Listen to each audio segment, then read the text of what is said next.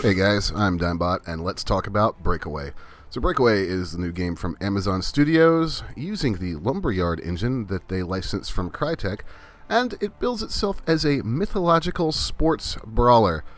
So what exactly the hell does that mean? Now, bear in mind guys, that this is all an alpha, this is all from the alpha weekend, it's alpha footage, alpha playtest, everything is subject to change. That being said, a lot of basic systems are in place here, so what you're seeing now is Spartacus and the beginning of a match. So this is the MOBA aspect. You can pick a character, they're all class-based, and you can upgrade items as you play. Now there aren't specific levels, you're not going to be gaining experience and leveling up as you go. Each level consists of a self-contained arena. There are no lanes, there are however buffs on the outer edges. There's a buff that gives you more gold, and there's a buff that gives you more defense. And there is also on some levels, I believe on the El Dorado level there is a attack buff. The basic idea of the game is that you have to get this ball, this relic basically, and get it into the enemy goal. Now there are other win conditions, we'll get into those in a few minutes, but basically this is sports basketball with guns, swords, axes, magic, and ultimate abilities. Now, as I said, this is an alpha, so we spent a good bit of time with the game over the weekend, and I have some thoughts on it. I have some negatives, I have some positives, so let's go ahead and jump in and start with the positives. First off, the game is gorgeous. It looks really good. Now, it's not very scalable because it's an alpha. The settings menu is really not there. I'm not even going to show it to you. It just has basic quality presets. You can't adjust anything individually, so I know, for example, Lone Samurai at the radio station had a lot of problems with it. He was never able to get it to run. So there were some performance issues. Now, I'm not sure if it was AMD related for him because I use NVIDIA cards. That was the only thing we could really think of. But he was never able to get it to run. It just crashed on him constantly. So there is that to bear in mind. Of course, alpha is alpha. So let's take a look at the heroes here. You have Thorgrim. He's a tank. You have Anne Bonnie, she's a shooter. Now there's a relatively small amount of them available right now. This is a alpha. Alona, she's a ranged support. This is your healer class, basically. You have the shooter, Rollins. This guy has two comically oversized guns. It's actually kind of ridiculous how big they are. Morgan Le Fay is your other support. Now this one, she's a debuffer. She doesn't actually heal. Next up, we have one of our tank classes. This is going to be the Black Knight. Big dude. Got an axe. Looks like a tank. And then Victor is kind of interesting. Victor is a ranged nuker. I've never seen that classification in a game before. Basically, he does massive damage from range. And Spartacus, who you saw me playing a minute ago, the melee fighter. Here is our other map, El Dorado. You have El Dorado and Atlantis available in the alpha. So I think it's time we dive a little deeper into the actual gameplay mechanics. So when you start out, each team starts on opposite ends. You have 1,000 gold, and you are able to upgrade various aspects such as health, movement speed, cooldown, armor penetration, basic damage, damage against buildables, and a couple other things. Now, buildables, each character has two unique buildables. Rollins, for example, has a minecart that will spit out dynamite barrels that roll across the map as an offensive one, and a defensive one, he has a jail cell that if the enemy steps into it, they're trapped, and they have to break it to get out.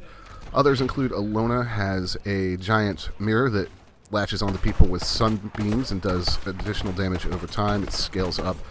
She also has a healing totem she can place. So each one has two unique buildables. You can place one of each at the beginning of each round, and they can be destroyed by the enemy. You can actually use them to build a fairly interesting little defense around your base. It adds an interesting element to the game. You can definitely make a little gauntlet that they'll have to get through. Each character also comes with a basic attack, some form of mobility, and then a couple other abilities and an ultimate. It's not called an ultimate as such, and everything is on a relatively short cooldown. So for example, you'll see that Rollins' roll here is on a pretty short cooldown. I think it's about 7 seconds. My ult is not much longer. So abilities are up. They're available to use frequently, and it's something I appreciate. Having played a lot of other games like Smite, it's nice to have your abilities up relatively often. Now, you also can buy cooldown reduction items. The basic gist of the game, though, is to move the ball, the relic. Now, you can run it. You are not able to attack and use abilities while holding it, but you can pass it by pressing E. You can call for a pass by pressing E. And you also have a relic dodge, which if you time it right will boost you forward and make you invulnerable to attacks or ability damage for a very, very short duration. It's basically meant to get you around, say, a last-minute defender before the goal. Now, you can score by running into the goal, the lighted circle, with the ball, or you can throw it in by holding down the left mouse and aiming it. This is also the same way you can manually clear the ball if there's no teammates around and you're getting ganked up on. You just need to get it out of the way.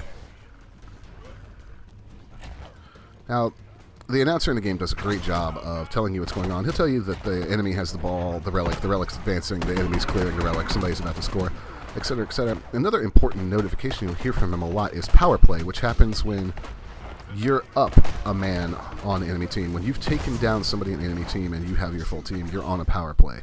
And of course, I don't think I need to explain why being 4-on-3 would be an advantage in a game like this. One of the things you're also able to buy is actually respawn timer cooldown, so you can make your respawn timer shorter. There's a lot of strategy I discovered in this game. There's a couple different mobility options that every character has, such as the slide. You can slide down any staircase or ramp surface and gain a little bit of speed. You can do this whether you're holding the relic or not, and it's definitely one way to get around the map a little bit quicker. Another thing that I noticed is that placement of buildables.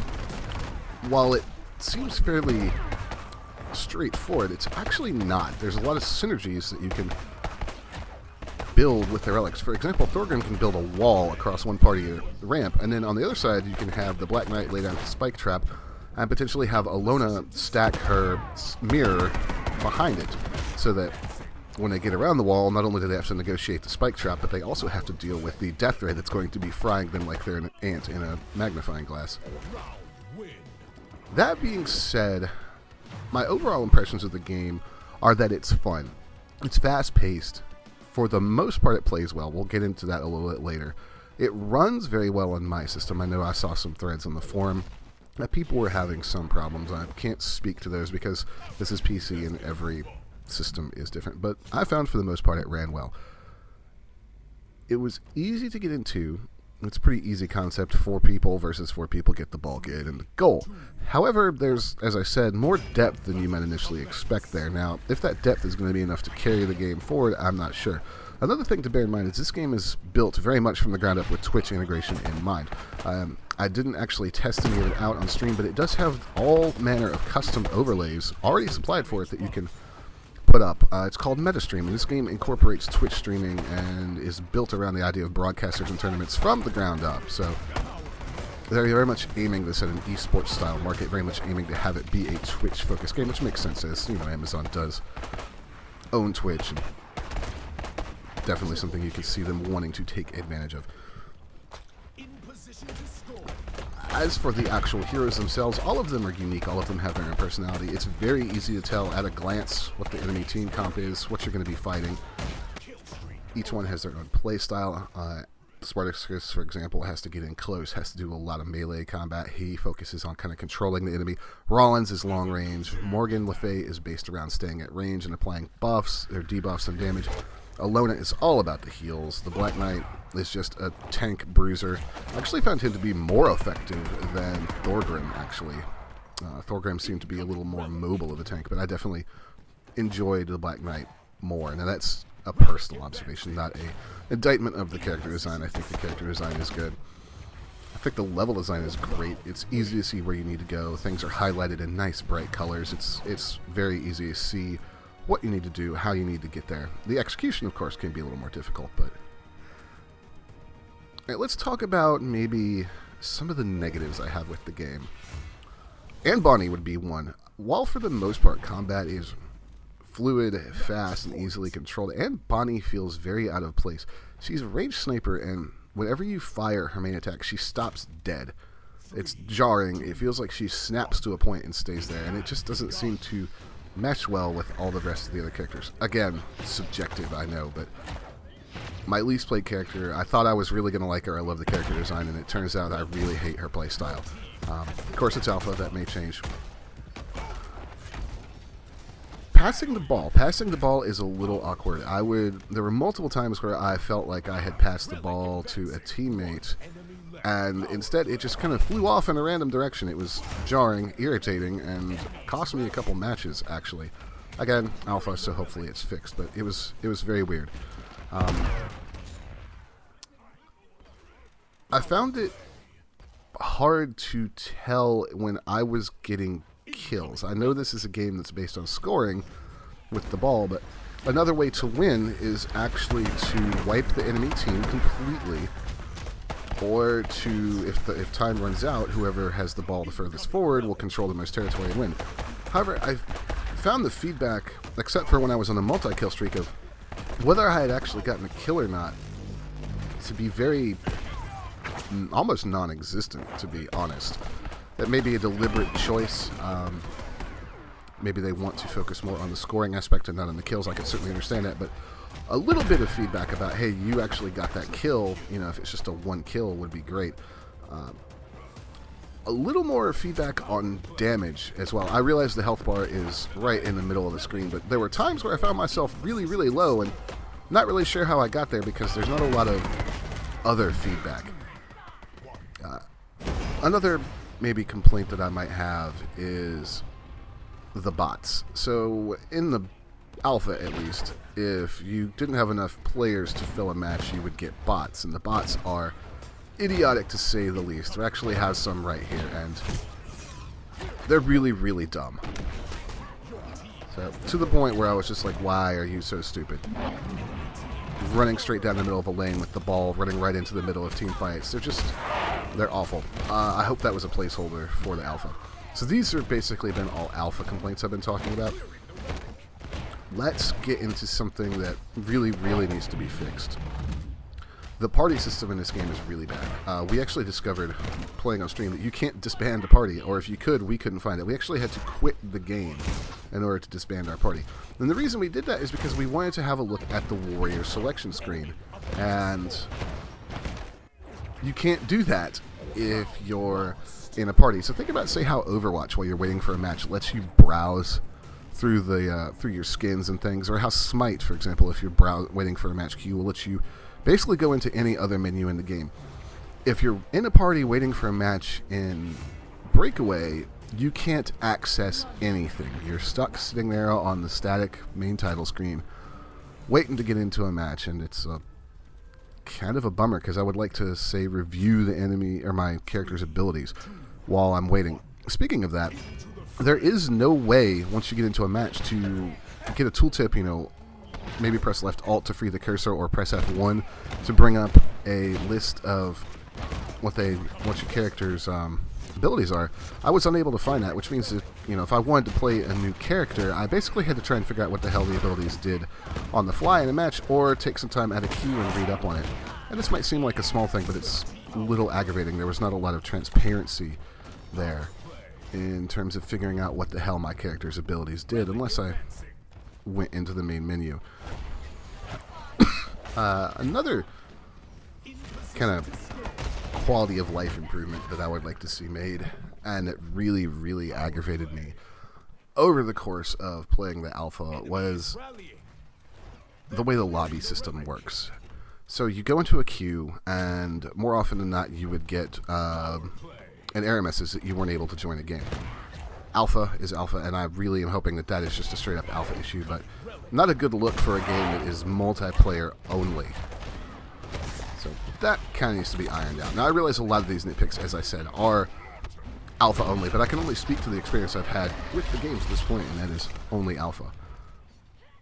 That being said, I do think the game is fun. I think there's a lot of merit to the game. It's not going to be for everybody. It's very streamlined. The MOBA elements are here, but they're contained basically to the idea of the character classes and to the purchase of items, which is your main strategy. Are you getting blown up? Well, you might want to buy some defense. Do they have a couple squishies in their team? Go ahead and buy some attack. Did they manage to put up a massive wall of buildables? Buy some of the items that let you do more damage to buildables so you can punch through their defenses. That's not to say that's shallow, it's just a very streamlined way to do things, and I think it works well for what Amazon Games is trying to do with Breakaway. I'm looking forward to seeing more maps and looking forward to seeing more characters. One thing I do have right now also that I think maybe I'm not used to because of the other games that I play is multiple characters in the same game. So I was on a team with 3 Rollins and 1 tank, and that did not work. I hope that when they have a ranked mode in, that they actually have either a drafting system or a 1 character limit. That would make the teams more balanced. And the last thing I want to talk about is the perk system, and this really threw me off. So you gain gold and experience for your characters as you play matches, and once you hit level 1 with a character, you were able to unlock, actually it might have been level 2, once you level up a character sufficiently, let's go with that, you're able to unlock perks. And these perks can be something like with Rollins, after he does his dodge roll, he does 25 more attack damage for 5 seconds. In a game that seems to be built primarily on skill, I found these to be a little odd. They seemed a little unbalancing. I was curious as to their inclusion in the game. They didn't seem to gel well with the rest of the system. Now, I know some people are going to say, well, you can buy items that raise your attack speed and your damage and cooldowns. Yes, but everybody has access to those same items. The perks are character specific. For example, Spartacus gains extra, I believe it's extra attack damage after he knocks somebody off the level with a certain move. They just didn't make a ton of sense to me as to why they were included. It seems like a odd addition outside of the rest of what they have in the game, and I don't know, I found them, they felt unbalanced to me. So yeah, apologies, I believe it, no, it is 25. It just felt odd to me, and I wasn't really sure why they built them in. Maybe they were a test, maybe they're going to be taken out in future builds. I'm not sure. I kind of hope they are. Some people may disagree with me, but subjectively speaking, I didn't really find that they fit that well.